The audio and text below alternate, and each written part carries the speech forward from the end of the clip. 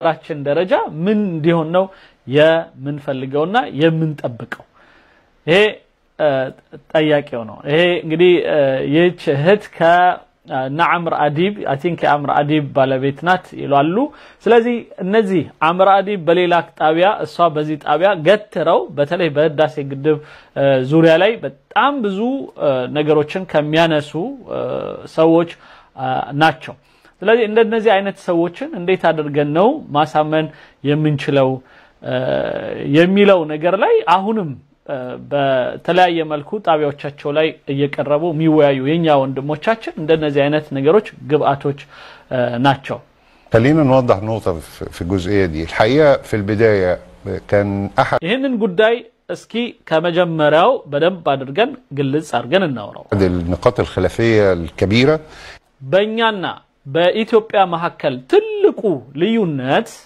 هي مسألة مدة الملء የሙሊቱ ጊዜ በተመለከተ ብቻ ነበር ስለዚህ የሙሊቱ ጊዜ 5 አመት ይሁን እስኪ እሱን እንስማ وكان الجانب الاثيوبي بيصر على ان يكون الملء في ظرف 3 سنوات የኢትዮጵያው መንግስት 3 አመት በ3 አመት ውስጥ ነው ምሞላው ማለት የሙሊቱን ሂደት 3 አመት ብቻ ይሁን የሚል ጥያቄ ነበረው والجانب المصري كان بيتحدث عن الملء في من 8 الى 10 سنوات የግብፁ ደግሞ ጎን ሚጠይቀው የነበረው ከ8 አመት እስከ 10 አመት ይሁንልኝ ነው የሚለው አሰባችሁት 8 አመት ወይም 10 አመት ሙሉ የሙሊት ብቻ ሂደት እንዲካሄድ ግብፅ ተመኝ ነበር الملء لم يكتمل ونحن في السنة الثامنة እኛ በአሁኑ ሰዓት ላይ 8 አመትም ሞልቶ ሙሊቱ ሳይሞላ ነበር የቆየው እንግዲህ በወቅቱ በሚሞላ أو التاسعة من عمر هذا المشروع يعني الرؤية المصرية تكاد تكون تحققت أو ስለዚህ በዛም አለ በዚህ የግብፁ እይታ ተሳክቷል ግድቡ ቆይቶ ነው ይሞላው በደንብ ጊዜ ወስዶ ነው ይሞላው المطلب المصري تكاد يكون قد تحقق አንደኛ የግብፅ ፍላጎት ተሳክቷል ስለዚህ ምንድነው ከዚህ በኋላ ምን ጠይቀው ነው تلقائيا وبالصورة التي ترضينا وده اللي بيفسر الحقيقة ان እንዳም ይሄ አንደኛ እኛ ምን ፈልገው ነገር ተሳክቷል በፈለግነው እኛም ፈልገነው ሆነ ወይም ተፈጥሮም ወይም መንግስት ያኛው መንግስት ብቻ በምንም ይሁን ጊዜው ፈጅቶ ነው የተሞላልን احنا لم نتضرر مائيا وفق በውሃ ደረጃ እስካሁን ድረስ ባለን ጥናት እና البيانات الرسمية ትክክለኛ ኦፊሻል የሆነው የአስዋን ግድብን ጥናት ወይም የውሃውን ደረጃ በሚናገሩት ማለቱ ነው የመስኖ ሚኒስትሩ ሚውን የውሃ ሚኒስትሩ በሚያወጡት መግለጫዎች መሰረት ايضا احنا بنستند في تحليلنا وفي قراءاتنا لمثل هذه البيانات በዚህ ጉዳይ ላይና በዚህ መረጃዎች ላይ የምንንጠለጠለው ሁሌ ኦፊሻል በሆኑት እና ትክክለኛውን መረጃ በሚሰጡን የመንግስት አካል ጋር በመሆኑ الى البيانات الرسميه التي لم تتحدث عن ان الحصه المائيه المصريه تضررت ولو بلتر مياه واحد ስለዚህ ከኛ የባለስልጣናት መረጃዎች የሚደርሰን የኢትዮጵያ ህዳሴ ግድብ ከኛ የአስዋን ግድብ ላይ አንዲት ሊትርም እንዳልቀነሰብን ነው طالما طوال هذه السنوات لم نتضرر ይሄ ማለት ደግሞ እስካሁንም ድረስ ባለፉት አመታቶች ኢትዮጵያ እየሞላችም ምንም አይነት ጉዳት እስካልደረሰብን ድረስ وتقريبا الرؤية المصرية في مدة الملء اللي كان أحد الإشكاليات الرئيسية ይሄ ዋናው ከሙሊት ጋር የተያያዘው ዋናው ችግራችን ተቀርፏል ማለት ነው አለቅ ስለዚህ ይሄ ወሳኝ የሆነና ትልቁ የሆነ መሞገቻ ነው ባሁኑ ሰዓት ላይ ለምን እንደዚህ አሁንም ድረስ በየሚዲያቸው ላይ የወጡ አንዳንድ ጥያቄዎችን እንደሚያነሱ አይገባኝም እና ግን ዋናና ትልቁ ጥያቄያቸው የነበረው የሙሊት ጊዜያችን ይራዘም ነበር ያ እንትን ብሏል ተፈቷል ከዛ ውጪ አሁን የምንሰማው አንዳንድ ጃዕጃዕ ወይም እዛም ሚንጋጋው ነገር ምን እንደሆነ ግልጽ አይደለም ይሄ አንደኛውና እንደ መክፈቻ ልጠቀመው ያልኩት ሐሳብ ነው قدرنا ان احنا نتجاوزها ስለዚህ ይሄን ነገር አልፈነዋል ይላታል متوسط في المطر والملء السنه دي بنتكلم على 24 مليون متر مكعب. ሌላው በመጨረሻ የስፋት ያለው ውሃ ስለተያዘ ان ده قد يؤثر على حصه مصر. የግብጽ እንትን ተይዟል። የግብጽ ጉዳት አሁን ሊመጣ ይችላል ተብሎ አይታሰብም ከዚህ በኋላ ባለው ማለት احنا الحقيقه في هذا العام وفي العام القادم اظن وفي እና እኛ በዚህ አመትም በሚቀጥለው አመት በሚደርሰኝ እንትን መሰረት እንደማስበው ከዛም العام الذي يليه يعني ከዛም በኋላ በሚመጣው አመት ያለው 3 سنوات اللي بدايتهم من هذا العام سنتعامل بمنطق اختبار جديه የእውነተኛ የአየር ጥናት ላይ ተመስርተን ካልሆነ በስተቀር ምንም አይነት መግለጫ መስጠት አንችልም።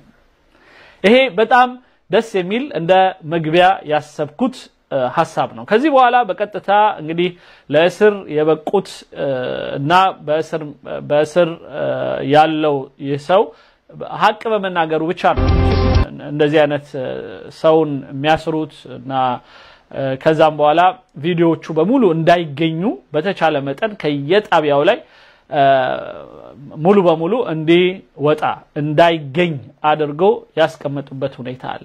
ግን አሁን ያንን አልহামዱሊላህ በተወሰኑ ጥረቶች ተገኝተዋል። እስኪ እነዚህን ቪዲዮዎች ያወጣን እንሰማለን። አብራችሁን ቆዩ።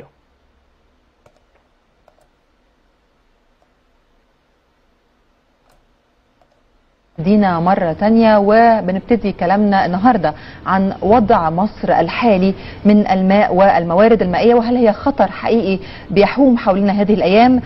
أوكي إنيا በውሃ ጉዳይ ላይ በጣም በመናወራበት በመንጨነቅበት ሁኔታዎች ላይ ነው ያለነው እና እንግዲህ በወቅቱ በሚን ነጋገሩበት ወቅት የነበረው ده اللي هنعرفه أكتر مع دكتور سامح እስካሁን የተለየ ነገር ስለሌለ በዛው ይቀጥላል ነው ነገር بود أرمانيوس برحب بيك يا دكتور مرة تانية. أهلا بيك يا فندم. عايزين نعرف منك أكتر الوضع المائي الحالي لمصر عامل إزاي؟ መጀመሪያ አሁን ላይ የግብጽ የውሃ ደረጃ ወይም ውሃ ያለችበት የውሃ እንትን ምን ይመስላል? هو الوضع المائي مش من الوقت، الوضع المائي من مدة كبيرة قوي من الخمسينات وهو ابتدى ياخد موقف حرج. እኛ በ50ዎቹ ጀምረን ስለ ውሃ የተለያዩ ሐሳቦች ያነሳን ነው። ብዙ ችግሮች እንዳሉ እናውቃለን። ساعة ما ابتدينا نقول ان كمية المياه اللي بيجيلنا احنا والسودان في المتوسط ال100 سنة اللي قبل 59 كانت 84 مليار متر مكعب.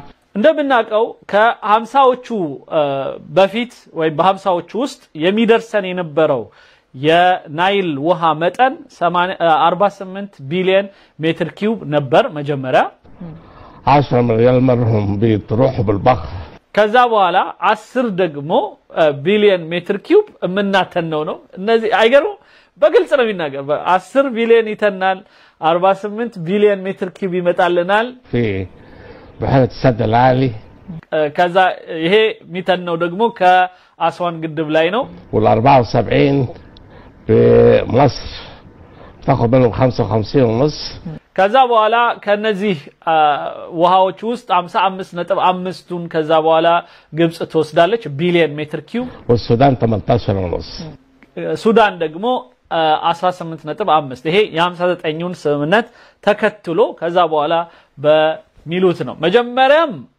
የኢትዮጵያ እየወሰደች አይደለም መጀመሪያም 48.5 ነው ብለው የነገሩን እነሱ ናቸው። አስቡት እኛ የምንወስደው 48 ብቻ ነው ግብጽ ሱዳን የምትወስደው 4 ነው ብለው ነገሩን። ውሃው ግን ያው ነው ምንም የቀነሰ ነገር የለም የተሰራ ምንም ግድብ የለም ኢትዮጵያ የጠጣችው የወሰደችው ነገር የለም።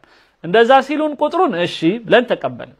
ከዛ በኋላ በ1959 ደግሞ ቁጭ አሉና አይ ግብጽ 55.5 ይገባታል አሁን ቁጥሩ አድጓል ሱዳን ደግሞ 18.5 ይሁንልሽ እንደገና አስዋን ግድብ እየገደብን ስለሆነ አሁን ለአስዋን ግድብ መሙያም ይሆነናል ብለው ደግሞ ሱዳንን አንቺ እርግጥ ነው 18.5 ይደርስሻል ግን ሁሉንም ለእርሻም ለምንም ስለማትጠቀሚው 10ሩ ይመጣልናል እንደ ብድሩ ሰጂውና በተለያየ መልኩ ደግሞ እንደ ምን ተካልሽ ቃል እንገባለን ብለው በዚህ መልኩ ተስማሙ። እዚህ ውስጥ ሁሉ ጊዜ ኢትዮጵያ የለችም ቀጥል من ساعة ما ابتدينا نشتري أكلنا من بره أو معظم أكلنا من بره وابتدت الأزمة المائية تبقى ابتدت يعني مش لسه ስለዚህ የኛ ችግር አሁን አይደለም ሁሌም ከ50 ምናምን ጊዜም ከ50 ዓመትም በፊት ከ50 ዓመት በኋላ ጀምሮ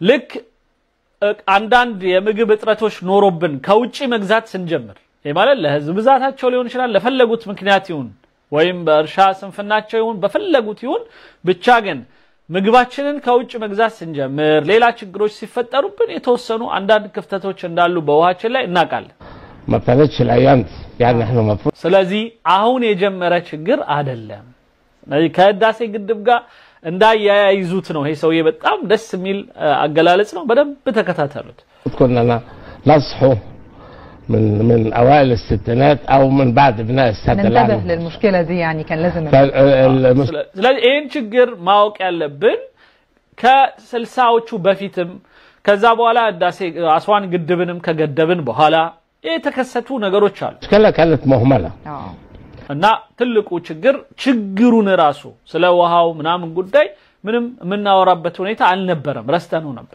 انا عارفه يا دكتور في تصريح لحضرتك بتقول فيه انه ان القضيه مش الحفاظ على الحصه بتاعتنا اللي هي 55.5 مليار اولا كلمه حصه دي يعني انا شخصيا ما بقبلهاش ስለዚህ የኛ ችግር ከ55.5 ጋራ አያያዝም ግን ይህንን እንዴት አርገን እንጠብቀው እንዴት አርገን እናራባው ምናም በሚለው ነው ችግራችን ትል ነበር ትለዋለች لان معنى حصه ان في دول ثانيه لها حصص صحيح የኛ ችግር ሌሎች ሀገራቶች ሌላ ድርሻ አላቸው ብለን አስበን አናቀም ይሄ አንዱ ሐቅ ነው ሰውየውን ያው እስከ መታሰር ድረስ ያደረሳቸው ነጥቦች ነው አንደኛ ሌላው ሀገሮች ምንም አይነት ድርሻ አላቸው ብለን አናስብም ይሄ መጀመሪያ ايش دول ثانيه لها حصص مصر فقط مصر هي والسودان مصرና ሱዳን ብቻ ናቸው ድርሻ አላቸው ብለን ሁሌ ምናምነው ይሄ አንዱ የኛ ችግራችን የሚጀምረው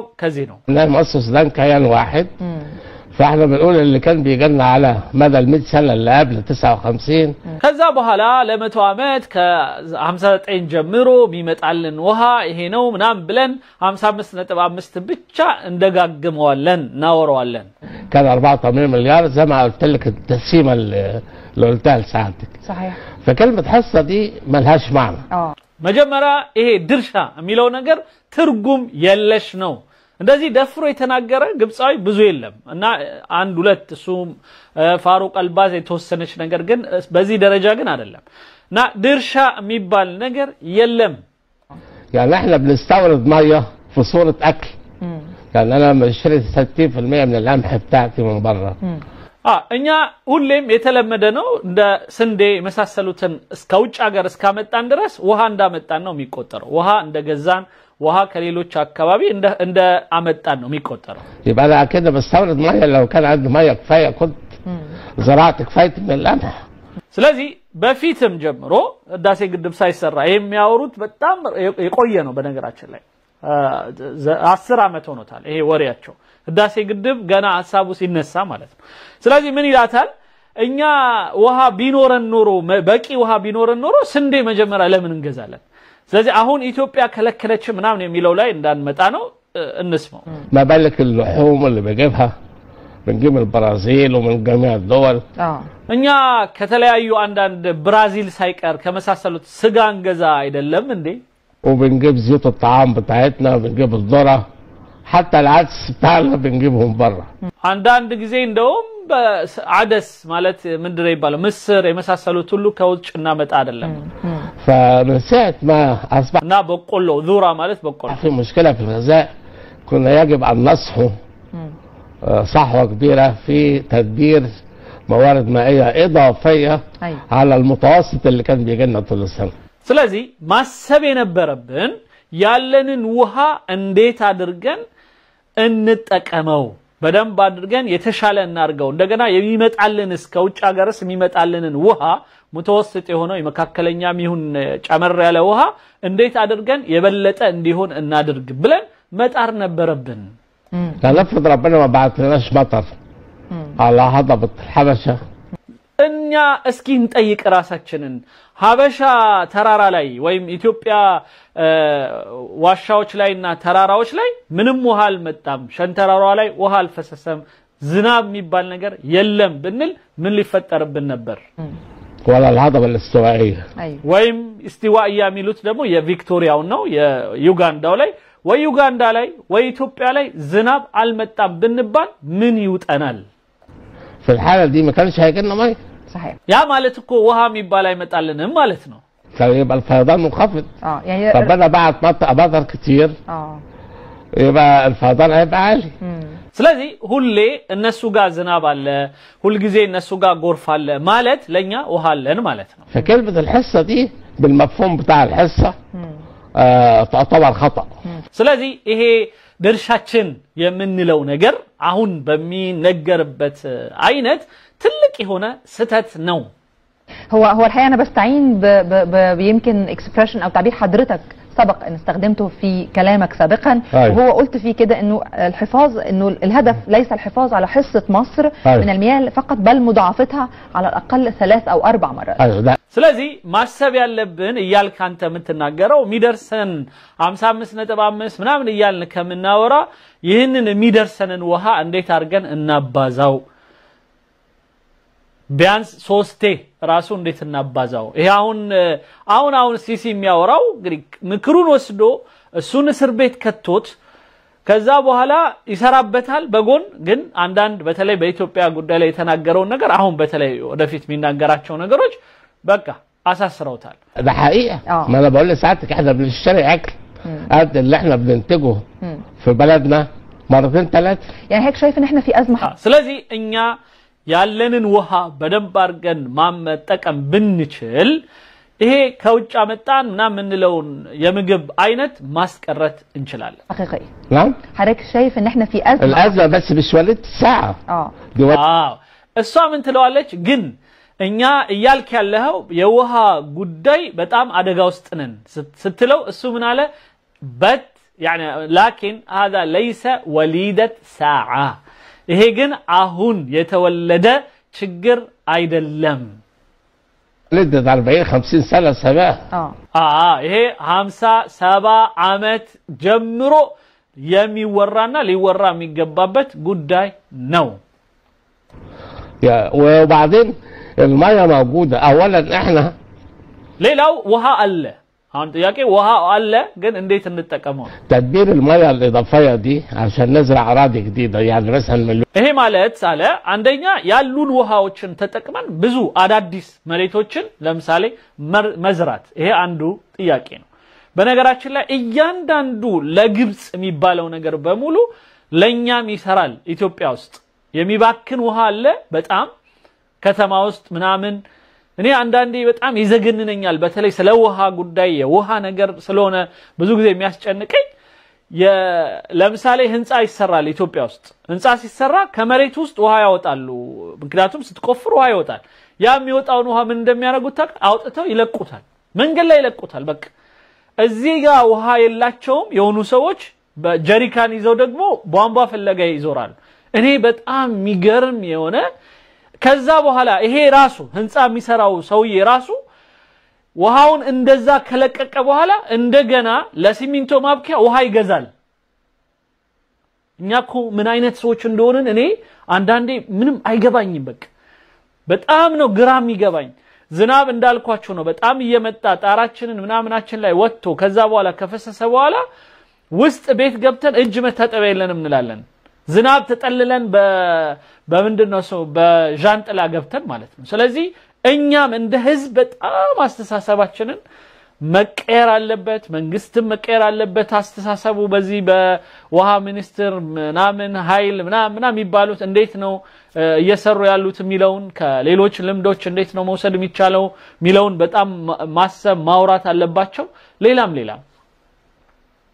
ونص فدان ونص مليون فدان والطموحات الشديدة دي ስለዚህ ምን ያህል የመሬት ብዛትን ነው እያመረትን ያለ ነው ምን ያህሉን ነው እየዘራን ያለ ነው ሚለውን ነገር በደንብ بصفات مورات اللبن. طب الحاجة الرئيس عليها وكان لازم تحصل من زمان محتاجة موارد مائية. ስለዚህ ብዙ የውሃ ፍላጎታችንን የሚከጅሉ የሆኑ ስራዎቻችንን ስርዓት ማስያዝ እና የበለጠ እንቅስቃሴ ማድረግ የሚጠበቅብን እኛ ነን። اول حاجة المورد المائية الداخلي اللي هو المتوسط اللي بيجي لنا العادي لازم نعظم استخدامه. نعظم አሁን የሚደርሰንን ውሃ እንዴት አድርገን እናብዛው ማለት በስራ በተግባር እንዴት እናብዛው ብለን መጠየቅ አለብን። استخدامه بأساليب كتيرة قوي بحيث ان احنا نقدر نعمل عملية تعظيم الاستخدام للمياه اللي بيجي لنا كل سنة. በየዓመቱ ይመጣልን ውሃ እንዴት በብዛት እንጠቀምበት። ثاني حاجة نبحث خارجيا على كميات إضافية من دول حوض النيل. ሌላው ከአሁን ከዛ በኋላ ከሌሎች ከውሃ ከሚሰጡን ሀገራት ደግሞ እንዴት አድርገን ነው የተሻለ ውሃ ደግሞ ማግኘት ምንችለው የሚለውንም ማሰብ እንችላለን። وده متاح. يعني اشرح لنا اكتر محتاجين نفهم ازاي ده يحصل. ይሄ እንዴት ነው ሊደርስ የሚችለው እስኪ በደንብ አብራራለን። داخليا ولا خارجيا؟ داخليا بتغيير اسلوب الزراعة يعني الري تعرف አንደኛ ከውስጥ የኛን የእርሻ ሂደታችንን የእርሻ አካሄዳችንን መቀየር فدان الميه فدان الارض الزراعيه اللي بيروي بالري السطحي بياخد في المتوسط 50 متر مكعب للفدان. አሁን ላይ አንድ ምንድነው ይባላል ፈዳን እነሱ ወይም ግማሽ ለምሳሌ ሄክታር የሚያክለውን ውሃ እምንሰጣውን ውሃ ምናልባትም እጥፍ ልንዘራበት በሚችል ውሃ ነው እየሰራን ያለ ነው። في اليوم احنا الري بالطريق بياخد 20 يعني الميه اللي تكفي فدان ري سطحي تكفي 2.5 فدان ري بالتنقيط. እና እነዚህ በመርጨት ብቻ ወይም በትንሽ ውሃ መዝራት ምንችላቸው ነገሮች እኛ እንዳለ ውሃውን የለቀቅንበት የሚባክን አይነት አሰራር ነው ምንሰራው። احنا لو غيرنا اسلوب الري الى اساليب ري حديثه هنقدر ስለዚህ አዲስ የሆነ የውሃ አጠቃቀም ማለትም የመስኖ አጠቃቀም ብንጀምር نعظم استخدام الميه. የውሃውን ስራ ብዙ እናደርገዋለን። ده داخليا. نعم ده داخليا. داخليا لا في حاجات كتيرة داخليا. في افكار عاد استخدام الصرف الميه الصرف الزراعي. ሌላው ራሱ ለእርሻ የተጠቀምነውን ውሃ ድጋሚ የምንጠቀምበትም ዘዴ አለ። عدم خلط الصرف الصحي بالصرف الزراعي. ሌላው ንጹህ ውሃንና ቆሻሻ ውሃን ባለማቀላቀል ሌላው ያንን የተበላሸውን ደግሞ የመጸዳጃ ምናምን ውሃዎችን ደግሞ በማጽዳት እንደገና መጠቀም عشان نعالجه وخلاص. استخدام الامثل للمياه الجوفيه. ሌላው ትክክለኛ የሆነ የከርሰ ምድር ውሃዎቻችንን መጠቀም استخدام لكمية الامطار اللي بتنزل على الساحل الشمالي لاستخدام كويس. ሌላው በሰሜኑ አካባቢ ላይ ዝናብ የመጣ ጊዜ በደንብ ዝናብ መጥቶ ብዙ ሲውል ምናም ሲኖረን ጎርፉን በደንብ አድርገን መያዝና መጠቀም بعد ازالة الالغام من الساحل الشمالي لانه هناك عوامل كتير لتنمية المياه داخليا. ስለዚህ ይሄና መሰል የሆኑ ነገሮችን በመስራት የሀገር ውስጥ መጀመሪያ ውሃዎቻችንን ስርዓት ማስያዝ ይቻላል። በነገራችን ላይ ምክራቸውን በደንብ አድርገው ሰርተውበታል። በተለይ አብዱል ፈታህ ሲሲ ከመጣ ጀምሮ ይሄው የሚገርም የሆኑ ፕሮጀክቶች ሰርተዋል። የሚደንቅ የሆነ ወንዝ ከናይል ላይ ራሱ አውጥተዋል። በጣም ብዙ እስከ 13 ቢሊዮን ሜትር ኪዩብ የሚደርስ የሆነ የማጣራት ስራዎች እየሰሩ ነው ያሉት። በጣም የሚገርም የሆነ ለውጥ አለ በጣም በእንትን በግብጽ። خارجيا ممكن نتجه للبلاد اللي فيها كميات ميه كبيره جدا ومش مستخدمه بتضيع بالبخر وبالتسرب. ብዙ ውጭ ላይ ደግሞ ካሉት የውሃ አይነቶች መጥተው ወይም በደንብ ተደራጅተው መፍሰስ የሚገባቸው ነገር ግን ተበታትነው ያሉና በመሬት ውስጥ የሚገቡ ግማሹ ደግሞ የሚተኑ ምናምን አሉ። እነሱን እንዴት አድርገን እንቆጣጣር ብለን ከውሃ ባለቤቶቹ ጋር ማውራት يعني هل تتصوري ان بينزل على حوض النيل 1700 مليار متر مكعب في السنة ለመሆኑ በውሃ ባለቤቶች ሀገሮች ላይ ከ1700 ቢሊዮን ሜትር ኪዩብ ውሃ በላይ እንደሚፈስ ታውቂያለሽ? بناخد احنا منهم 84 مليار عند اسوان مصر والسودان والبحر من بحيرة السد العالي. እኛ ከዛ ውስጥ 48 ቢሊዮን ሜትር ኪዩብ ከዛ 10 ቢሊዮን ሜትር ኪዩብ ደግሞ ሚተን ከዛ ሱዳን ደግሞ የተወሰነውን ትወስዳለች። እንደዚህ ያለ እኛ የምንወስደው ይሄ ብቻ الكلام ده يمثل 5% فقط. ይሄ ማለት ደግሞ ከጠቅላላው 5% ብቻ ማለት ነው። لا 5% اللي احنا بنستخدمهم ምንጠቀመው ነው ምንጠቀመው 5% ብቻ ነው። ከዛም በላይ ቢመጣልንም ግን ምንጠቀመውኛ 5% ብቻ والباقي بيضيع ሌሎቹ ይባክናሉ። لان بقيه الدول ما بتستخدمش الميه في الزراعه اصلا ምክንያቱም ሌሎች ሀገራቶች ይህንን ውሃ ለእርሻ እየተጠቀሙት አይደለም። ይሄ አንዱ ሌላው እኛ ልናወራበት የሚገባ ነው። ያመጣዋል ሌሎቹን ውሃዎች ሌላዎቹ ቀርቶ ስለ ወንዞቻችን ያወራል በደንብ ጥልቅ ብሎ በደንብ እሱን ሁሉ በደንብ መስማት አለብን ኢንሻአላህ። هم بالزراعات بتاعتهم قايمه على الامطار نفسها صحيح ምክንያቱም እነሱ ይላል እርሻዎቻቸው በሙሉ በዝናብ ላይ የተመሰረቱ ናቸው። ወንዞቻቸውን አይጠቀሙትም። لازم نعمل المشاريع الكافيه بحيث ان احنا نقدر نجيب لمصر بدل الكلام اللي بيجي لها دلوقتي. አሁን ላይ የምናወራውን ወሬ ትተን እንደነዚህ አይነት አገሮች ላይ ለኛም ጥቅም የሚያመጣ የሆነ ፕሮጀክቶችን ማሰብ አለብን። ይሄ ማለት አሁን ላይ በጠቅላይ ሚኒስትሩ ለምሳሌ ዶክተር አብይ አህመድ የሚያነሱት የግሪን አሻራ ላይ እሱ ላይ መሳተፍ ቢችሉ የእምቦጭ እኛ እምቦጭ ይበላናል እነሱ ውሃውን ይጠጣሉና እምቦጭን እንዴት አብረን እናስወግድ ብለው በደንብ ቢያስቡበት ሀገራችን ላይ በጣም ብዙ የወንዞች አሉ ያልተጠቀምንባቸው እነሱን እንዴት እርሻ መጠቀም እንደምንችል ቢያስቡ እንደማለት ነው። 55 نص مرتين وثلاثه زي ما انت قلت. ሌላው እዚህ ያለውን 55.5ን ደግሞ ከዛም በላይ አብዝቶ እንዲሰጠን አገራቸው ማድረግ እንችላለን። يا دكتور ازاي يتم الاتفاق مع هذه الدول اللي عندها فائض ميه؟ ازاي يتم التنسيق وعلى እሺ እነዚህ ውሃ በጣም ብዙ አላቸው የምትላቸው ሀገሮች ላይ እንዴት ነው መስራት ምንችለው? እንዴት ነው ከነሱ ጋራ መስተጋበር እና መስተናበር ምንችለው? فائض هو مفقود ميه.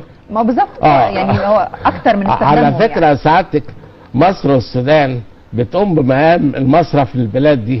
دي حقيقة. يعني احنا في اوطى المناسيب فاحنا بناخد ميه اللي هم مش عارفين يستغلوها والصرف بتاعهم. እኛ ሱዳንና ግብጽ ታች ነው ያለነው እነሱ ላይ ነው ያሉት። የሚመጣላቸውን ውሃ እነሱ አልተጠቀሙትም ማለት ወደኛ ነው ይመጣው። ኦኬ فلو انا قللت من كميات البخر اللي بتحصل عندهم والتسرب አንደኛ እነሱም ጋር ሆነ እኛ ጋር የሚተነውን ውሃ እንዴት አብረን እንቆጣጠር ላይ ብንሰራ بناخد الكميه دي وهي هتيجي لوحديها. صحيح. ያ ማለት ያ የሚተን የነበረው ውሃ ወደኛ መጣ ማለት ነው።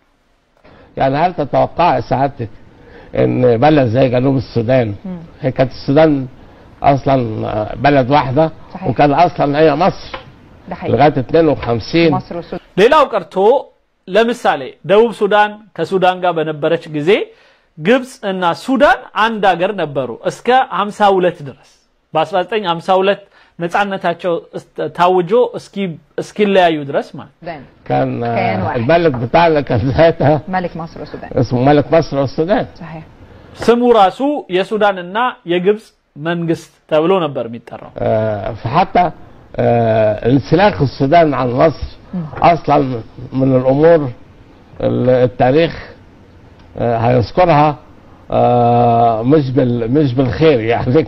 ስለዚህ ለምሳሌ ግብጽና ሱዳን ሌላው ቀርቶ በአካልም መለያየታቸውም ሆነ በተለያዩ እንቅስቃሴዎች መለያየታቸው ታሪኩ የሚያሳየው በጣም ጉዳት ነው የሚሆንባቸው አለመተባበር ይፈጥራል ለማለት كانت خطوه مش كويسه لصالح مصر.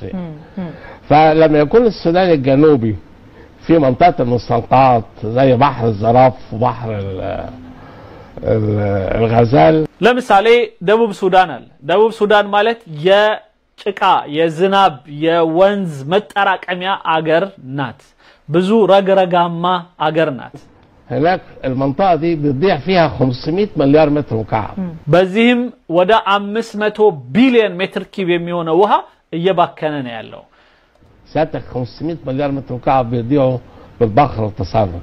እነዚህ ደግሞ በብዛት የሚጠፉት ወደ ውስጥ በመስመጥ ምንም እርሻ የማይሰራባቸው ሌላው በመትነን የሚጠፉ ናቸው።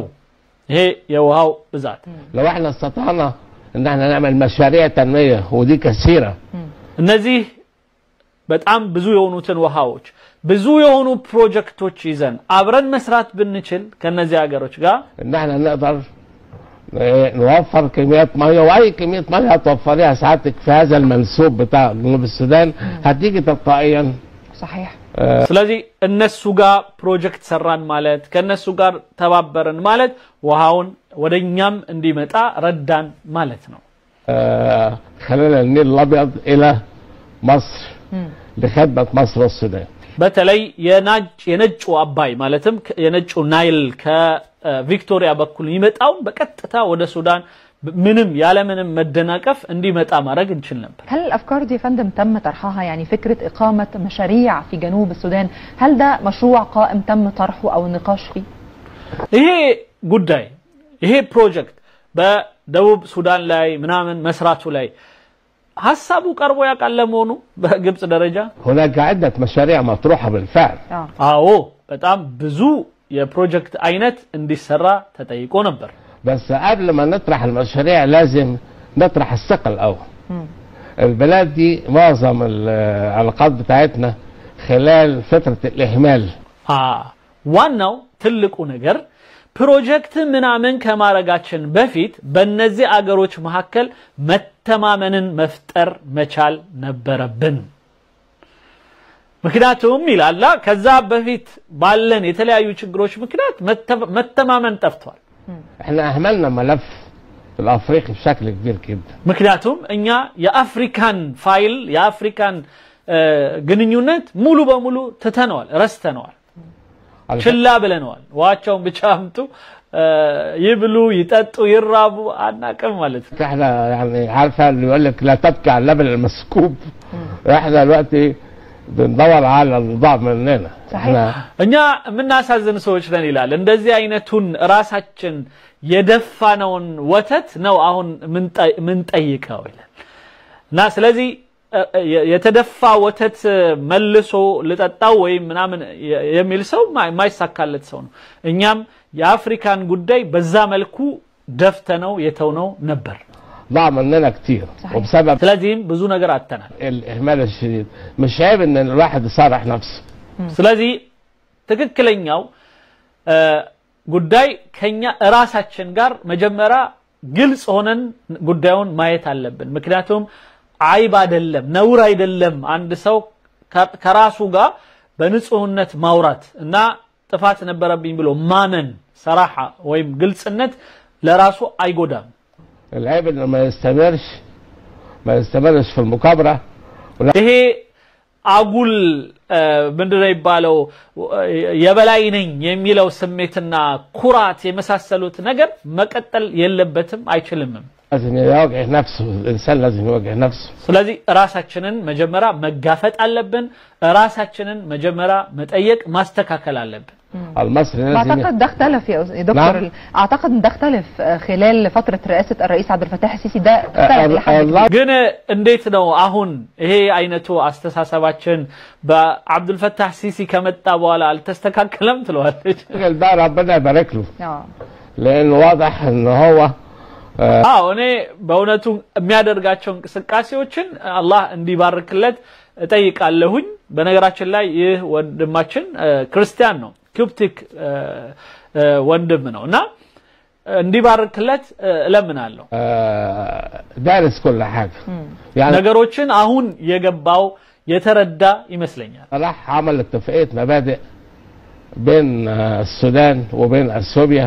ለምሳሌ ከኢትዮጵያ ጋራ እና ከሱዳን ጋራ የስምምነት መድረክ መክፈቱ ትልቅ ነገር ነው ወይም ኢትፋቂያት ይሄ የመርህ ስምምነት ተብሎ የተፈረመው የ2015 ስምምነቱን ማድረጉ ይሄ ትልቅ ጉዳይ ነው 10 مبادئ ولا مبدأ من دول تم اختراقه حتى الآن 10 ነጥቦች የተቀመጡበት የሆነ መርህ ተስማምተዋል እኔ እስከማውቀው ድረስ እነዚህ 10 ነጥቦችም አንዳቸውም አልተጣሱም ይሄ ደግሞ ሌላው አንዱ ሐቅ ነው እስካሁን ድረስ ከተናገራቸው ሐቆች መካከል በነጥብ መያዝ ትችላላችሁ ወንድሞች እህቶች አንደኛ ግብጽ ከራሷ ጋር ግልጽ ሆና መጫወት ያለባት ይሄ ከላይ የምትጫወተውን ነገር ትታ ከራሷ ጋር ግልጽ ሆና እዚህ አካባቢ ያለው ህብረተሰብ እንደናቀች እንደተወች እንደችላ እንዳለች ማመን አለባት ሁለተኛ የተለያዩ ፕሮጀክቶችን በማድረግ አገሯ ውስጥ የሚባከነውን ውሃ መቆጠብ አለባት ሶስተኛ ውጭ ሀገር ማለት ኢትዮጵያ የመሳሰሉት ሌሎችም አካባቢ ያሉት ውሃዎች እንደ ደቡብ ሱዳን አካባቢ በአጠቃላይ የናይል ቤዝን ሀገራት ውስጥ የሚባከነውን ውሃ እንዴት አድርገን በጋራ እንቆጥበውና በጋራ እንዴት እንጠቀመው ብላ ማሰብ አለባት ሌላው የ2015 አይነት ስምምነቶች በማድረግ እና ያንን በመጠበቅ ህጉን ሳይጣስ እንዲ